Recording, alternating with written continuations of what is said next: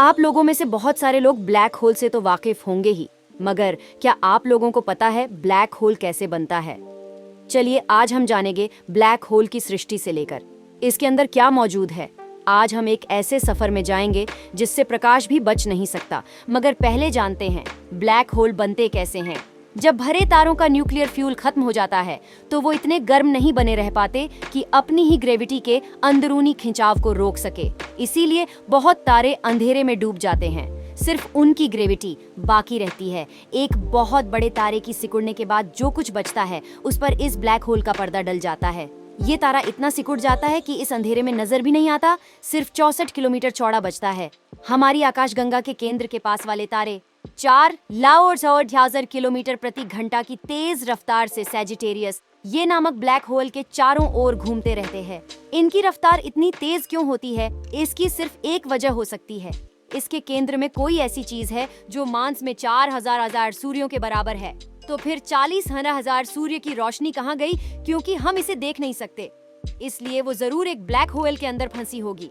पृथ्वी इससे बहुत दूर है और उसे इससे कोई खतरा नहीं है, लेकिन इसके आसपास मौजूद दूसरी दुनिया ये इतनी किस्मत वाली नहीं होंगी। और सबसे बड़ी बात, अगर आप ब्लैक होल के सामने पहुंच गए तो आपके लिए वक्त धीमी हो जाएगी। जैसे कि उदाहरण के लिए मान लीजिए, अगर आप ब्लैक होल के सामने किसी ग्रह पर 1 साल रहकर जब वापस पृथ्वी पर आएंगे तब तक पृथ्वी पर 80 साल बीत चुके होंगे। और आप लोगों को तो पता ही है, ये सेम कॉन्सेप्ट इंटरस्टेलर मूवी में भी हमें दिखती है। मगर मान लीजिए अगर आप किसी तरह इवेंट होराइजन तक का खतरनाक सफर करके भी सही सलामत बचे रहें तो आप इतिहास को देख सकते हैं और आपको ब्रह्मांड का पूरा भविष्य भी साफ दिख सकता है।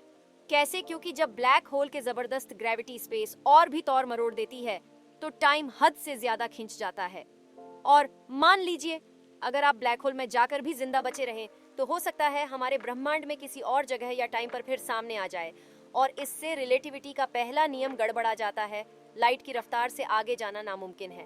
स्पेस में लाइट से ज्यादा तेजी से कोई चीज नहीं चल सकती, मगर स्पेस का मतलब सिर्फ खालीपन नहीं होता है। ये भी सकता है या इसका हुलिया बदल सकता है, और जब ऐसा होता है तो टाइम में भी फेरबदल हो जाता है। आइंस्टाइन ने खोज की थी कि स्पेस और टाइम एक ही सिक्के के दो पहलू हैं। स्पेस टाइम खुद इतना बदल सकता है कि किसी भी रफ्तार से आपको भी ले जाए।